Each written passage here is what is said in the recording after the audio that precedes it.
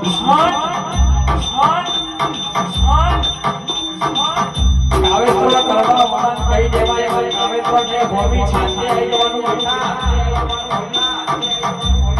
ગમતું આપણે બાકી નમતી તો કોઈના બાપને આલે નહીં આવતા નહીં બાપ તારા હોય ત્યાં હેડવે આવજે ગોળિયા ઘર બધાને મારી કાળકાળ પરચો નીકળો લઈને જ આવવાનો છું